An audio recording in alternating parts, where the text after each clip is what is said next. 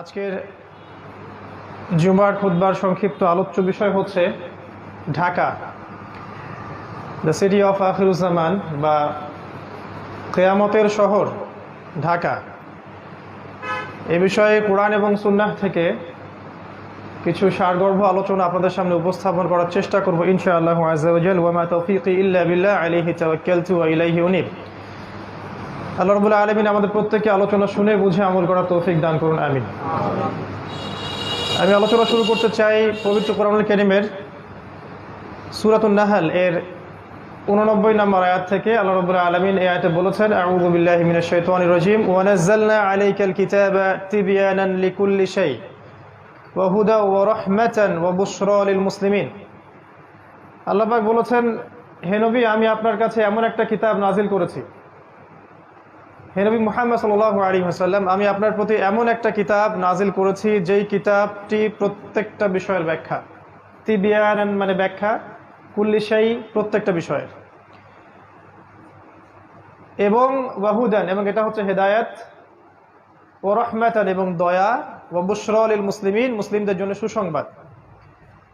এই আয়াতের সাথে সামঞ্জস্যপূর্ণ আরো অনেক আয়াত আছে আল কোরআনে। ফর এক্সাম্পল সূরা কাহফের 54 নম্বর আয়াতে আল্লাহ পাক বলেছেন, ওয়ালাকাদ সাররাফনা ফি হাযাল কুরআন লিন-নাস মিন কুল্লি মাসাল, আমি এই কোরআনের মধ্যে মানব জাতির জন্য প্রত্যেকটা বিষয় ব্যাখ্যা করেছি। সূরা বনী ইসরাঈলে এরকম একটা আয়াত আছে। তো এর সার কথা হচ্ছে যে আল কোরআন এবং সুন্নাহর মধ্যে যদি আমাদের জীবনের প্রত্যেকটা বিষয়ের সমাধান না থাকে, তাহলে নিঃসন্দেহে কোরআন এবং সুন্নাহ আল্লাহর পক্ষ থেকে আসে নাই। যেই কিতাব এবং যেই সুন্নাহর মধ্যে, আদর্শের মধ্যে মানব জাতির প্রত্যেকটা বিষয়ের সমাধান থাকে না, সেটা কখনো সুপ্রিম আল্লাহর বিধান বা গ্রন্থ বা রিলিজন হতে পারে না। আমরা দেখি কোরআন এবং সুন্নাহয় প্রত্যেকটা বিষয়ের ব্যাখ্যা আছে কি নাই। আপনি যদি আপনার জীবনের ইবাদত বন্দেগীর সমাধান চান, কোরআন সুন্নাহয় পাবেন। আপনি পলিটিক্যাল সমাধান চান, কোরআন এবং সুন্নাহয় পাবেন। এটা আলাদা কথা যে আমরা সেখান থেকে সমাধান নেই বা নেই না, এটা আলাদা টপিক। আপনি ইকোনমিক সমস্যার সমাধান চান, কোরআন সুন্নাহয় পাবেন ইনশাআল্লাহ। আমরা নেই বা নেই না সেটা আলাদা সাবজেক্ট। আপনি সোশ্যাল সমস্যার সমাধান পাবেন আপনি ইনশাআল্লাহ। পারিবারিক, রাজনৈতিক, বৈশ্বিক প্রত্যেকটা বিষয়ের সমাধান ইনশাআল্লাহ কোরআন সুন্নাহয় পাবেন। এই আকীদা যার মধ্যে নাই, কোরআন সুন্নাহ অনুযায়ী আমরা তাকে প্রপার মুসলিম বলতে পারি না। আর কেউ যদি আকীদা বিশ্বাস লালন করে যে হ্যাঁ কোরআন এবং সুন্নাহয় প্রত্যেকটা বিষয়ের সমাধান আছে, কিন্তু আমি বৈষয়িক কারণে হোক বা দুনিয়াবী স্বার্থেই হোক মানছি না বা মানতে পারছি না, সেটা আলাদা বিষয়। অ্যাটলিস্ট আকীদা বিশ্বাস থাকতে হবে যে কোরআন সুন্নাহয় প্রত্যেকটা বিষয়ের ব্যাখ্যা আছে। আল্লাহ পাক এই কথাটা বলছেন এই আয়াতের মধ্যে, তিবিয়ানান লিকুল্লি শাই প্রত্যেকটা বিষয়ের ব্যাখ্যা। তো নিঃসন্দেহে কোরআন সুন্নাহ দিয়ে আমরা আমাদের সমসাময়িক বিশ্বকেও ডিল করতে পারবো ইনশাআল্লাহ। কোরআন সুন্নাহ শুধুমাত্র রাসূলুল্লাহ সাল্লাল্লাহু আলাইহি ওয়াসাল্লামের যুগের জন্যই ছিল না, কিয়ামত পর্যন্ত থাকবে। প্রত্যেক যুগের সমাধান আমরা কোরআন সুন্নাহয় পাবো। এর মধ্যে একটা পয়েন্ট চলে আসে যে ইনশাআল্লাহ তাআলা আমরা কোরআন এবং সুন্নাহকে দিয়ে শেষ জামানা, সমসাময়িক বিশ্ব, present world affairs, present world economy, সামনের দিনগুলা, এগুলোকে ডিল করতে পারবো ইনশাআল্লাহ। কোরআন এবং সুন্নাহয় এই সমস্যার সমাধান আছে। যারা এখান থেকে সমাধান নিতে চান না বা নেওয়া যাবে না এরকম ফতোয়া দিয়ে থাকেন, তাদেরকে নিয়ে আমাদের কোনো মাথা ব্যথা নাই। তা আমরা মনে করি কোরআন এবং সুন্নাহকে দিয়ে বিশ্বকে চ্যালেঞ্জ করার জন্যই আল্লাহ পাক এটাকে নাজিল করেছেন, যেন আমরা হীনমন্যতায় না ভুগি, আমরা পরাজিত জাতি হয়ে বসবাস না করি। যদি আমরা একটু পিছনের দিকে তাকাই, আমরা দেখবো যে ইসলামের হিস্ট্রিতে যতগুলো শাস্ত্রের উদ্ভব হয়েছে, ফর এক্সাম্পল মেডিকেল সায়েন্সের কথা বলেন, ফিলোসফির কথা বলেন, ইসলামিক ইকোনমিক্সের কথা বলেন, তারপরে ওয়েস্টার্ন কালচারের সাথে ইসলামিক যে সংস্কৃতি, এটা সমন্বয়ে কিছু মতবাদ বের করেছে, বা সুফিজম, যতগুলো দেখবেন আপনি, এগুলোর মধ্যে পজিটিভ নেগেটিভ বিষয় আছে, কিন্তু প্রত্যেকটা বিষয় কিন্তু সমসাময়িক স্কলাররা কোরআন সুন্নাহ থেকে গবেষণা করেই বের করেছিলেন। খেয়াল করে দেখেন, মেডিকেল সায়েন্সের যত এই যে থটসগুলো আছে, এইগুলা ইকোনমিক সেকশনের থটসগুলো আছে, ইসলামিক পলিটিক্স বা তৎকালীন জিওপলিটিক্স বা এই যে ইসলামিক ব্যাংকিং, ইসলামিক ফাইন্যান্স, প্রত্যেকটা বিষয়ের যে সমাধানগুলো এসেছে, সমসাময়িক ওলামায়ে কেরাম কিন্তু কোরআন সুন্নাহ ঘাটাঘাটি করেই বের করেছিলেন। এবং তারা যে সলিউশনটা দিয়েছিলেন, এর উপরে দাঁড়িয়ে আছে পশ্চিমা সভ্যতা। এখন এরা কিন্তু দাঁড়িয়ে আছে আমাদের বেইজের উপরে, যখন আমরা ওদেরকে শাসন করতাম। তো তৎকালীন ওলামায়ে কেরাম যদি বলতেন না না কোরআন সুন্নাহ দিয়ে ঘাটাঘাটি করার দরকার নাই, এগুলো দিয়ে আসলে সমসাময়িক বিষয়গুলো ডিল করার দরকার নাই, খালি আমল করব, বাঁচবো, খাবো দাবো, মারা যাব। আমরা সমস্যার সমাধানগুলো কোরআন সুন্নাহ থেকে খুঁজবো না, তাহলে আজকে আমরা এইরকম বড় বড় শাস্ত্রগুলোকে পেতাম না। তো আমরা বিশ্বাস করি কোরআন এবং সুন্নাহ আল্লাহ পাক প্রত্যেকটা বিষয়ের সমাধান দিয়েছেন, এবং সমসাময়িক প্রত্যেকটা সমাধান আমরা যদি একটু অনেস্টলি খুঁজি কোরআন সুন্নাহে পাবো ইনশাআল্লাহ তাআলা। এই কনসেপ্টটা আমাদেরকে আগে হজম করা উচিত। তারপরের পয়েন্টটা হচ্ছে যে আমরা আখিরুজ জামান বলতে আসলে কি বুঝি। আখির মানে শেষ, জামান মানে যুগ। আমরা বুঝি এটা শেষ যুগ। কোনটা কত সালে কিয়ামত হবে বা কোন দিন কোন ক্ষণে কিয়ামত হবে এই বিষয়টা কেউ জানে না। এই বিষয় নিয়ে আমাদের কোনো দ্বিমত নাই, আপত্তি নাই। কিন্তু রাসূলুল্লাহ সাল্লাল্লাহু আলাইহি ওয়াসাল্লাম সহিহ হাদিসগুলোর মধ্যেই অসংখ্য আলামত বলে গেছেন, যে সায়েন্সগুলো আমরা যদি সমসাময়িক প্রেক্ষাপটে মিলাই আমরা বুঝতে পারি যে বিগত 100 বছর আর আগের 1400 বা 1350 বছরের হিস্ট্রিটা এক নয়। লাস্ট 100 বছরে এমন এমন অনেক কিছু হয়েছে এই ওয়ার্ল্ডের মধ্যে যেটা বিগত 1300 বছরেও হয়নি আসলে। এটার জন্য কি করা দরকার? এটার জন্য একটু কোরআন এবং সুন্নাহর সাথে আরো কয়েকটা সাবজেক্ট পড়াশোনা করা দরকার। এর সাথে আখিরুজ্জামানের হাদিসগুলোকে যদি আমরা একটু ঘাটাঘাটি করি, যুগের যারা টপ স্কলার, শুধু বাংলাদেশের নয় বাইরের কান্ট্রিরও, তারা কিছু কনক্লুশন দেন যে এই সায়েন্সগুলো আগে কখনো ছিল না, এগুলো ডেঞ্জারাস, মানব জাতির সামনে সময় কম, এবং এটা শেষ যুগের সায়েন্সগুলো অন্যতম।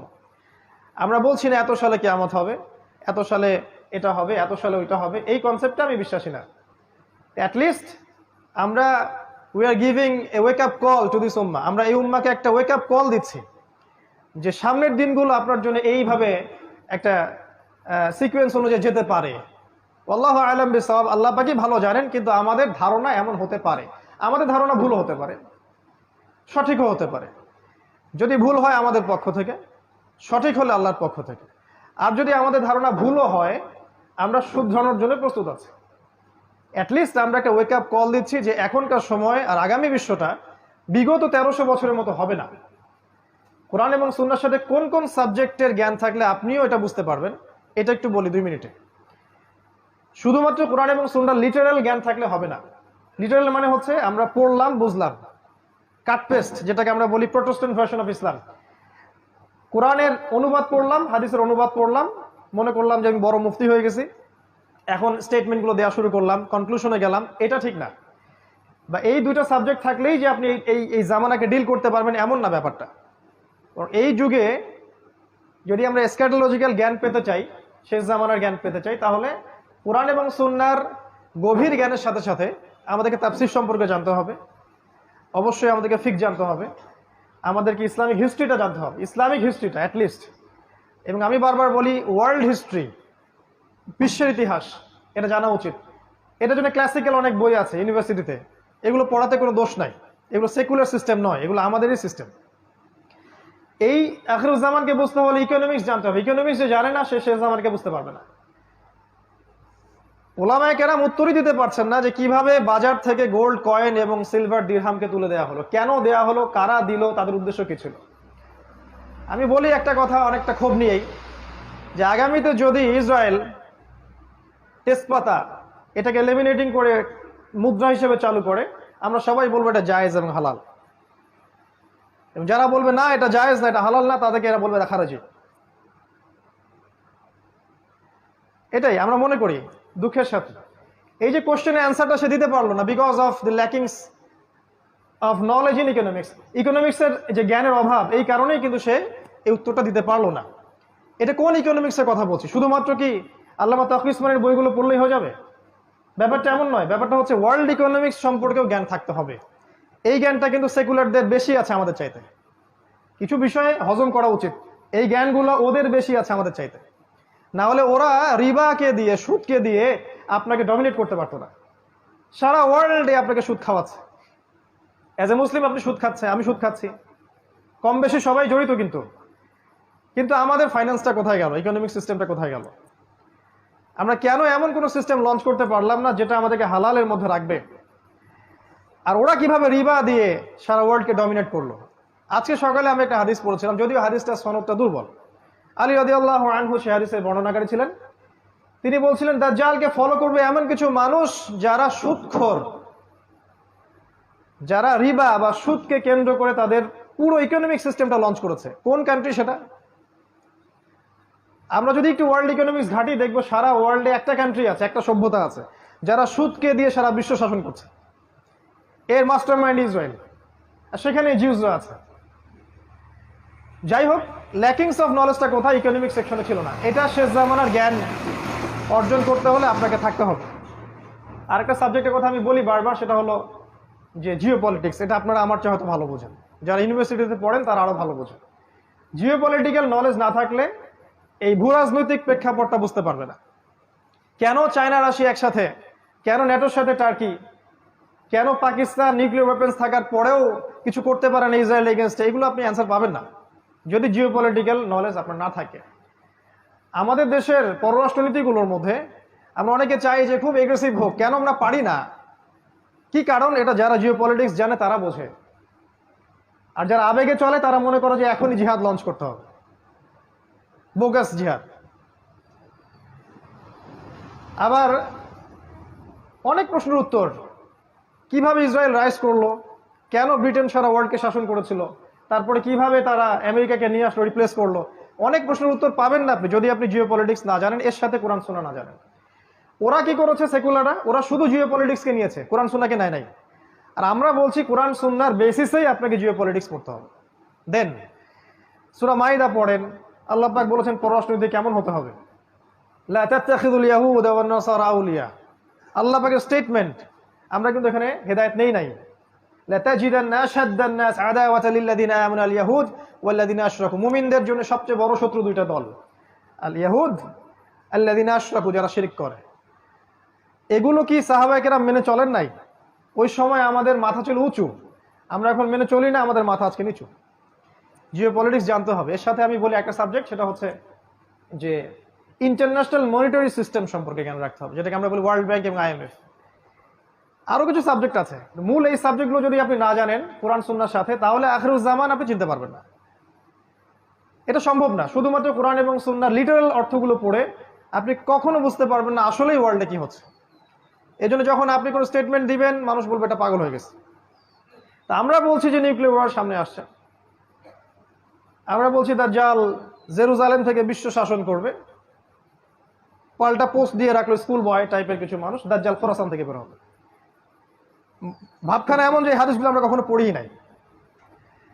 আমরা যদি একটা কোশ্চেনই করি, তাহলে রাসূলুল্লাহ সাল্লাল্লাহু আলাইহি ওয়াসাল্লাম মদিনা ইবনে সাইয়্যিদকে দাজ্জাল কেন মনে করতেছেন? Answer me. রাসূলুল্লাহ সাল্লাল্লাহু আলাইহি ওয়াসাল্লাম মদিনায় ইবনে সাইয়্যিদকে কেন দাজ্জাল মনে করছেন? হে ওমর, ও যদি দাজ্জাল হয়ে থাকে তুমি ওকে হত্যা করতে পারবে না, আর ও যদি দাজ্জাল না হয়ে থাকে নিরাপরাধ ব্যক্তিকে হত্যার মধ্যে কোনো ফল নেই।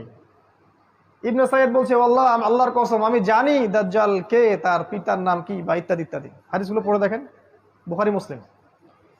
তাহলে রাসূলুল্লাহ সাল্লাল্লাহু আলাইহি ওয়াসাল্লাম যে কে ভালো জানে যে কোথা থেকে দাজ্জাল বের হবে, তিনি কেন খোরাসানের কথা না বলে সেখানে গিয়ে মদিনা ইবনে সাইয়্যিদকে ইনভেস্টিগেট করছেন? একটা বিষয় কি, এই সাবজেক্টটা নিয়ে আমাদের দেশে কোনো ফ্যাকাল্টি নাই, কোনো আলাদা কোনো কনস্ট্রাকটিভ কোনো বই নাই, কোনো মাদ্রাসায় এই সাবজেক্টটাকে নিয়ে গভীর পড়াশোনা করানো হয় না, কোনো সেকুলার ইউনিভার্সিটিতেও করানো হয় না। তাহলে একটা সাবজেক্ট সম্পর্কে আমরা কিভাবে জানবো যদি সেই সাবজেক্টের আমাদের কোনো ফ্যাকাল্টি না থাকে? যেমন ধরুন ফিকের অনেক ফ্যাকাল্টি আছে না বাংলাদেশে, ফিকের অনেক আলাদা ডিপার্টমেন্ট আছে না, শরিয়া গ্রাজুয়েশন কোর্স, বসেন দরকার নাই, বসেন, শরিয়া গ্রাজুয়েশন কোর্স ইত্যাদি ইত্যাদি। একটা সাবজেক্ট সম্পর্কে জানতে হলে ওখানে গভীর পড়াশোনা করতে হয়। কিন্তু নবী সাল্লাল্লাহু আলাইহি ওয়াসাল্লাম বলেছেন যে কিয়ামতের সবচেয়ে বড় ফিতনা, যার চেয়ে বড় কোনো ফিতনা নাই, সেটা হচ্ছে মাসিহুদ দাজ্জাল। এই দাজ্জাল সম্পর্কে আপনি কোনো ফ্যাকাল্টি পাবেন না, কনস্ট্রাকটিভ কোনো সিলেবাস পাবেন না, বই পাবেন না, গবেষণা পাবেন না। তাহলে যেটা নিয়ে কোনো গবেষণা নাই, যেটা নিয়ে কোনো মানে ফ্যাকাল্টি নাই, কোনো ডিপার্টমেন্ট নাই, কোনো আলাদা বই সিলেবাস কিছুই নাই, কিভাবে আপনি মনে করলেন যে দুই একটা হাদিস বিচ্ছিন্নভাবে পড়েই আপনি সাবজেক্টটা বুঝে যাবেন আর মানুষের সমালোচনা করা শুরু করবেন? যারা ওই সাবজেক্টে দীর্ঘদিন পড়াশোনা করছে ওদের। তো ইনশাআল্লাহ তাআলা এসব স্কুল বয়দের প্রশ্নের উত্তরগুলো আমরা একটা বই আকারে ছাপিয়ে দেবো ইনশাআল্লাহ। কারণ ইন্ডিভিজুয়ালি প্রত্যেকের উত্তর দিতে গেলে আমাদের সময় চলে যাবে, ততদিন না মালহামা শুরু হয়ে যাবে আর কি। তো আমরা আখিরুজ্জামানকে বুঝতে হলে সাবজেক্টগুলো দিকে খেয়াল রাখি। আল্লাহ পাক সবাইকে তৌফিক দান করুন, আমিন। ইনশাআল্লাহ তাআলা আমরা একটা সিলেবাস লঞ্চ করে দিব, যেখানে একটা জেনারেল এডুকেটেড মানুষ কিভাবে এই সবগুলো সাবজেক্ট পড়াশোনা করবেন, বইয়ের নাম, লেখকের নাম সহ আমরা বলে দিব ইনশাআল্লাহ, যতটুকু আমরা আমাদের ক্ষুদ্র জ্ঞানে পারছি। এর চেয়েও যে ভালো হতে পারে না এমন নয়, তবে আমরা জাস্ট একটা শুরু করতে চাচ্ছি। এবং এই ব্যাপারটার নাম দিয়েছি আমরা ডিপ্লোমা ইন ইসলামিক স্টাডিজ, এবং সেখানে আমরা অবশ্যই স্ক্যাটোলজি বা শেষ জামান একটা সাবজেক্ট রাখবো, একটা বিভাগ রাখবো ইনশাআল্লাহ। Dhaka, the city of Akhiruzzaman. আমি ঢাকাকে অন্যভাবে দেখি, যারা ঢাকায় থাকেন তারা হয়তো এভাবে দেখেন না। এটি স্বাভাবিক যে বাহির থেকে দেখার ব্যাপারটা একরকম, আর আপনি যে ওখানে বসে আছেন তখন আপনার দৃষ্টিতে এগুলো ধরা না পড়াটাই অনেকটা স্বাভাবিক। আর মেজর কয়েকটা পয়েন্টস বলবো আমি, কারণ সবগুলো বলার সময় আমরা খুতবায় পাবো না। কোরআন এবং সহিহ সুন্নাহ থেকে আমরা আখিরুজ্জামানের যতগুলো সাইন পাচ্ছি, এগুলোর মধ্যে কিছু কিছু সাইন আছে এমন যেগুলোর সাথে ঢাকার ব্যাপারটা 100% মিলে যায়। এবং এটা সময়ের ব্যাপার মাত্র যে কবে আল্লাহ পাকের গজব এখানে চলে আসে। আমরা তো এটা মনে করি এটা আল্লাহ পাকের বিশাল বড় দয়া যে এখন পর্যন্ত এখানে এই গজবটা আসে নাই, কিন্তু আমরা কি আসলে শুকরিয়া আদায় করি কিনা?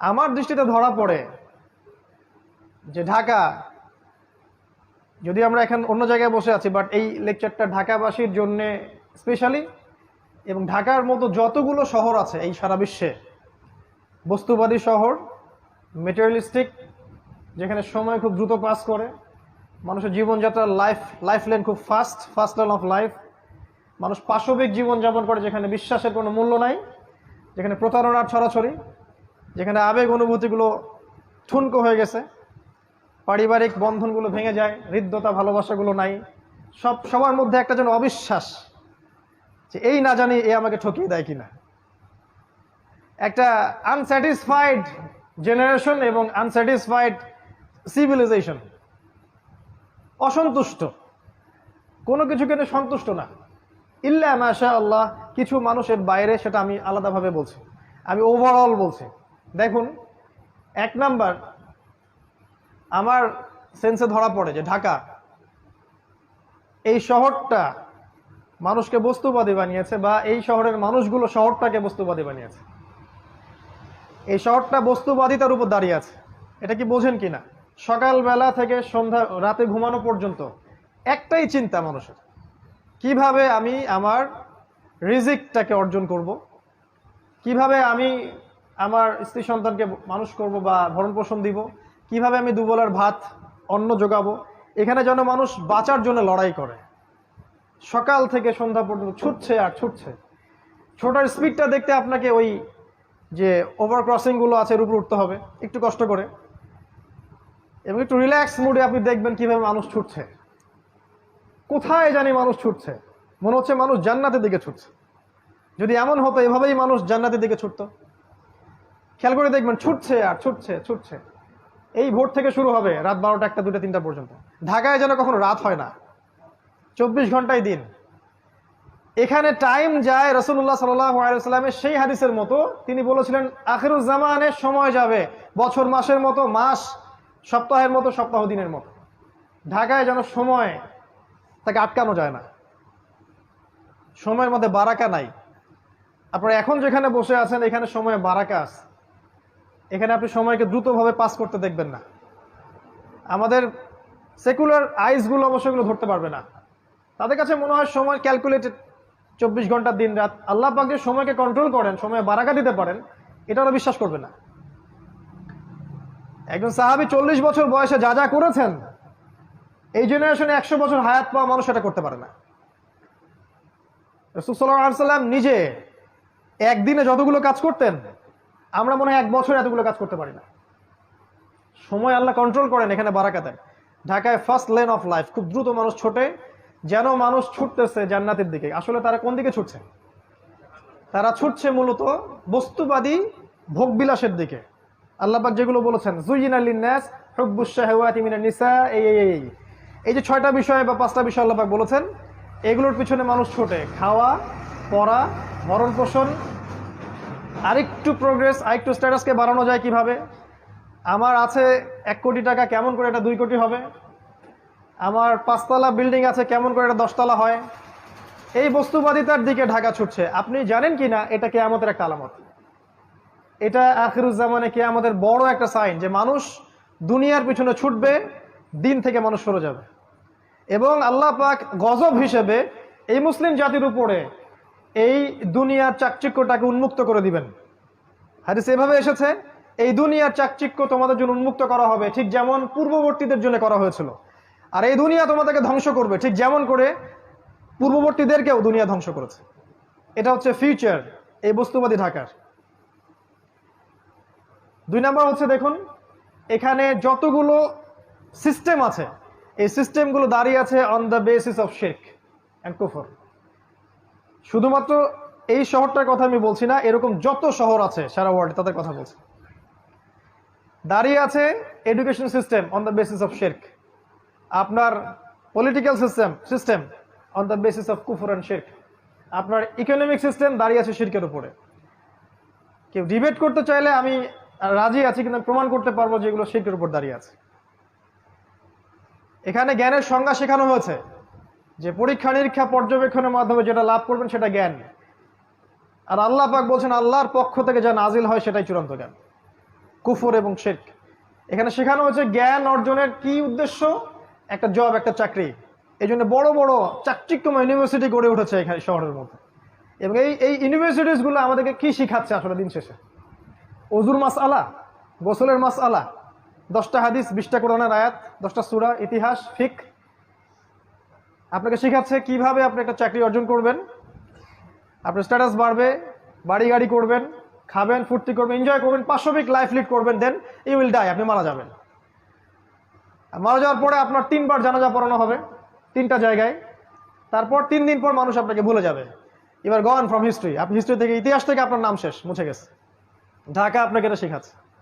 এবং এর মতো যত সভ্যতা আছে এগুলা, এটা বস্তুবাদী এডুকেশন সিস্টেম। আল্লাহ পাক বলেছেন আমার নাজিল করা যে শিক্ষা ব্যবস্থা এটা হচ্ছে এমন, মানুষ জ্ঞান অর্জন করবে আল্লাহকে পাওয়ার জন্য। জ্ঞান অর্জনের উদ্দেশ্য হবে দিন প্রচার করা, প্রতিষ্ঠা করা, বিনয়ী হওয়া, নম্র হওয়া এবং জ্ঞান অনুযায়ী আমল করা। জ্ঞান এমন হবে উপকারী যেটা আল্লাহর পক্ষ থেকে নাজিল হয়, যে জ্ঞান আমাদেরকে আল্লাহ থেকে দূরে সরাবে না, বরং কাছাকাছি নিয়ে আসবে। মিলান আপনার এডুকেশন সিস্টেমের সাথে এগুলোকে, আসলে কি এমন হচ্ছে কিনা। কিন্তু লাক্সারিয়াস বিল্ডিং এর তো অভাব নাই। ব্যাঙের ছাতার মতো লক্ষ লক্ষ প্রতিষ্ঠান আপনার শহরে, কয়টা প্রতিষ্ঠান আপনাকে আল্লাহর দিকে নিয়ে আসতেছে? এডুকেশন সিস্টেম দাঁড়িয়ে আছে শিরকের উপর। আপনার ইকোনমিক সিস্টেম আপনার শহরের দাঁড়িয়ে আছে শিরকের উপরে। তারা আল্লাহর হালালকে হারাম করেছে, আর আল্লাহর হারামকে তারা হালাল করেছে। আল্লাহ পাক সুদকে হারাম করেছিলেন, তারা সুদকে হালাল করেছে। তারা রিবাকে ফরজ করেছে। আল্লাহ পাক দিয়েছিলেন একটা মনিটারি সিস্টেম, সেটাকে তারা তুলে দিয়েছে। আল্লাহ পাক কারেন্সি দিয়েছিলেন, সেটাকে তারা তুলে দিয়েছে। আল্লাহর হালালকে কেউ যদি হারাম করে আর আল্লাহর হারামকে কেউ হালাল করে, এটাকে কি বলা হয়? সূরা তাওবার 31 নম্বর আয়াত পড়ে দেখেন, এখানে বলা হচ্ছে এটা শিরক। কি জানেন একটা? হ্যাঁ, না এটা না, যাই হোক আমি এই মুহূর্তে মনে করতে পারছি না। শেষের শব্দটা দেখবেন যে এখানে শিরকের কথা বলা আছে। ইত্তাখাযু, মনে পড়ছে, ইত্তাখাযু আহবারহুম ওয়া রুহবানহুম আরবাবা মিন দুনিল্লাহ ওয়াল মাসীহ ইবনে মারইয়াম। তারা কি করেছিল?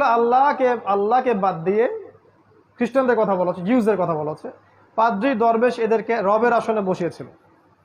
ভালো করে শোনে না একটা, তারা পাদ্রী এবং দরবেশদেরকে রবের আসনে বসিয়েছিল এবং ঈসা আলাইহিস সালামকে রবের আসনে বসিয়েছিল। ওয়ামা উমিরু ইল্লা লিয়াবুদু ইলাহা ওয়াহিদা, কিন্তু ওদেরকে শুধু আদেশ করা হয়েছিল তারা এক আল্লাহর ইবাদত করবে। এই আয়াতটা যখন পড়া হচ্ছে আদী ইবনে হাতেমের সামনে, তা আদী ইবনে হাতেম বলছেন যে আমরা তো আমাদের পাদ্রী দরবেশদের ইবাদত করি না ইয়া রাসূলুল্লাহ। আল্লাহ রাসূল বলছেন আলাইসা ইউহারিমুনা ফাআহাল্লাহ ফাতুহিল্লুনাহু, তারা কি আল্লাহর হারামকে হালাল করে দেয় না? তোমরা কি সেটা গ্রহণ করো না? তারা কি আল্লাহর হালালকে হারাম করে দেয় না? তোমরা কি সেটা মেনে নাও না? বা তারা কি আল্লাহর হারামকে হালাল করে না? তোমরা কি সেটা মেনে নাও না? তখন আদী ইবনে হাতেম বলল যে হ্যাঁ, বেলা ইয়া রাসূলুল্লাহ, এটা তো আমরা করি।